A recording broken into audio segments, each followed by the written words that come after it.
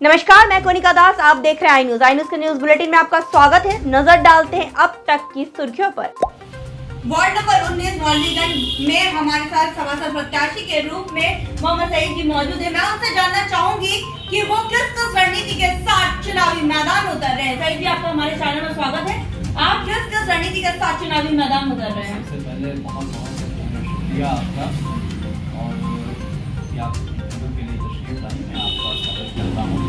मैं मोहम्मद सईद और ये मौलवीगंज वार्ड 19 में मैं सभासद प्रत्याशी के रूप में चुनाव लड़ रहा हूँ, क्योंकि मौलवीगंज में बहुत सारे ऐसे गरीब घर हैं जो अपने बच्चों को अच्छी से शिक्षा नहीं दे पा रहे हैं और प्राइमरी स्कूल जो सरकारी स्कूल हैं उनमें भी तालीम के लिए अगर बच्चों को भेजते हैं तो टीचर्स की कमी है, जिसकी वजह से मतलब उनको अच्छी शिक्षा नहीं मिल पा रही है। मेरा अपना ये मानना है कि इस दौर में अगर इंसान के पास तालीम नहीं है तो वो अपाहिज है। बगैर तालीम के इंसान तरक्की नहीं कर सकता, तमाम सारे समस्याओं का समाधान नहीं कर सकता। तो वार्ड वासी आकर के ये बात हम लोगों ने कही कि नहीं, आप सभासद का प्रत्याशी के रूप में आप आइए, हम सब लोग आपके साथ में हैं, क्योंकि आप पोस्ट ग्रेजुएट हैं और तमाम सारी समस्याओं का समाधान बआसानी कर सकते हैं। शिक्षित और कर्तव्य और जिम्मेदारी के साथ समस्याओं का समाधान कर सकते हैं। तो उनके कहने पर हम चुनाव लड़ रहे हैं। आपके राजनीति के सफर की शुरुआत कब से हुई है?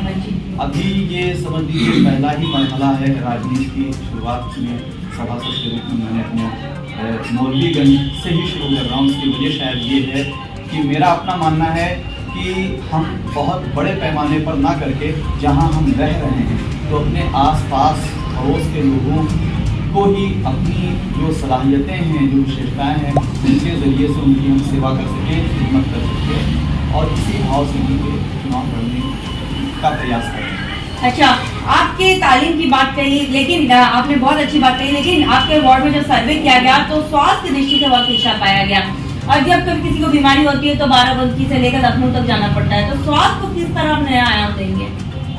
स्वास्थ्य के लिए हमारे यहाँ सामुदायिक स्वास्थ्य केंद्र फतेहपुर है और बहुत सारी सुविधाएं भी गवर्नमेंट की तरफ से हैं, लेकिन अभी भी कुछ डॉक्टर्स जो ऑपरेशन वगैरह नहीं हो पाते हैं या इमरजेंसी में किसी की हड्डी टूट गई तो इस तरह के ऑपरेशन नहीं हो पाते हैं कि उनका पैर यहीं ठीक हो सके, तो उसके लिए यहाँ से रिफ़र कर दिया जाता है। हमारी कोशिश ये रहेगी कि अगर हम रिफ़र के आ रहे हैं तो हम अपने वार्ड के लिए और बल्कि अपने नगर पंचायत फतेहपुर के लिए सबसे पहले कोशिश यही करेंगे कि हम अपनी नगर पंचायत बोर्ड के माध्यम से अध्यक्ष जी से बात करके और एक लेटर यहाँ सीएमओ साहब को जारी करें कि मतलब यहाँ ऑपरेशन के लिए जो है वगैरह टूटती हैं तो उसके लिए कोई अच्छा डॉक्टर यहाँ पर नियुक्त किया जाए, ताकि अगर कभी कोई एक्सीडेंटल केस आते हैं, उसके हाथ पैर टूटते हैं तो उनका यही इलाज हो सके, ऑपरेशन।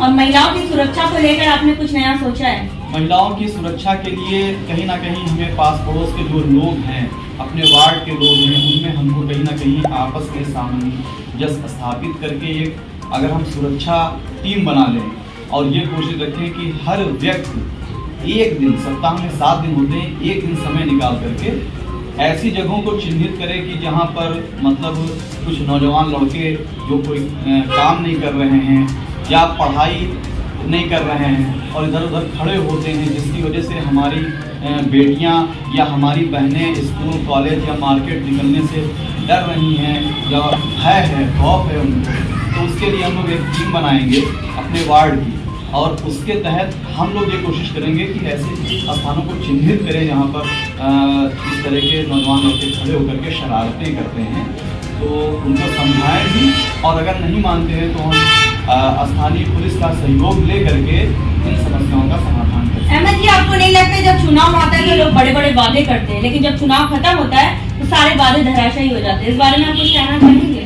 इसके लिए मैं ये कहना चाहूँगा कि कहीं ना कहीं इंसान को जब कोई पद मिले तो उस पद की गरिमा को वो बनाए, और अपनी जिम्मेदारी को समझे और उस जिम्मेदारी को निभाने के लिए अथक प्रयास करना चाहिए। और कहीं ना कहीं जब कोशिश करेगा या प्रयास करेगा उसमें सफलता मिलेगी। तो मेरा अपना मानना है कि कहीं ना कहीं हम अगर किसी चीज़ को ठानते हैं और कोशिश करते हैं और अच्छा करते हैं तो कहीं ना कहीं वार्ड के लोग, समाज के लोग भी हमारे साथ खड़े होते हैं और हमारा सहयोग करते हैं अच्छे कामों में। आप हमारे चैनल के माध्यम से जनता से क्या कहना चाहेंगे, क्योंकि आपके वार्ड में जब सर्वे किया गया तो वो लोग बहुत भ्रमित थे किसको चुने किसको ना चुने, क्योंकि वादे तो बहुत लोग करते हैं लेकिन जमीनी हकीकत कुछ और बयां होती है। तो हमारे चैनल के माध्यम से सभी जनता आपके वार्ड वासी जुड़ चुकी है और हमारे चैनल के माध्यम से आप बता सकते हैं कि वो अगर आपको चुने तो क्यों चुने। और शायद कहीं ना कहीं कि जनता खुद अब इतनी जागरूक हो चुकी है कि हमको किस सभासद प्रत्याशी को चुनना है और जनता उसी सभासद प्रत्याशी को चुनेगी जो सभासद प्रत्याशी उनको समय दे रहा है, एक जगह बैठने का स्थान नियुक्त कर रहा है, वहाँ बैठ करके अपनी जनता की समस्याओं को सुन रहा है। कहीं पर किसी तरह की उनकी आवश्यकता अगर है उनके दैनिक जीवन से जुड़ी हुई तो उन आवश्यकताओं की पूर्ति के लिए वो तत्पर रहता है, उनके साथ खड़ा रहता है। उसी को जनता चुनेगी जो जनता के बीच में रहता है और जनता जिससे आसानी से मिल सकती है, जनता उसी को चुनेगी। हमारे साथ शहीद जी थी जिनका साफ तौर पे कहना था कि जनता उन्हीं को चुनेगी जो उनके बीच रहता हो, जो उनके बीच काम करता है। इनका एक बहुत अच्छी बात ये भी रही कि ये शिक्षा के क्षेत्र में काम करना चाहते हैं। अगर ये सभासद बने तो इनका कहना है कि तालीम की कमी से ही एक वार्ड का विकास रुक सकता है, एक नगर का विकास रुक सकता है। अगर सबको शिक्षा दी जाए तो एक वार्ड का विकास हो सकेगा। और इनकी एक अच्छी सोच ये भी है कि वादों पे भरोसा नहीं करते, ये काम पर भरोसा करते हैं और इनकी कथनी और करनी में कोई अंतर नहीं पाया जाएगा। जब हम आपके वार्ड में गए तो वार्ड में सभी जनता हमसे जुड़ी और वो ये जानना चाहती थी कि किसको चुने किसको ना चुने, क्योंकि सभी लोग वादे तो बहुत करते हैं लेकिन जमीनी हकीकत कुछ और बयां करती है। अब देखने वाली बात ये होगी कि आप इनको चुनते हैं या नहीं। मनोदशा इनकी हम आपको बता दिए, अब आपका फैसला रहेगा। वीडियो में राज शर्मा के साथ मैं बनकर दास, आई न्यूज़ उत्तर प्रदेश। तक के बुलेटिन में बस उतना ही। बने रहिए आई न्यूज़ के साथ, हर खबर पर पहली नजर। आप हमारे चैनल को लाइक कीजिए, सब्सक्राइब कीजिए और हाँ, बेल आइकन को दबाना मत भूलिए।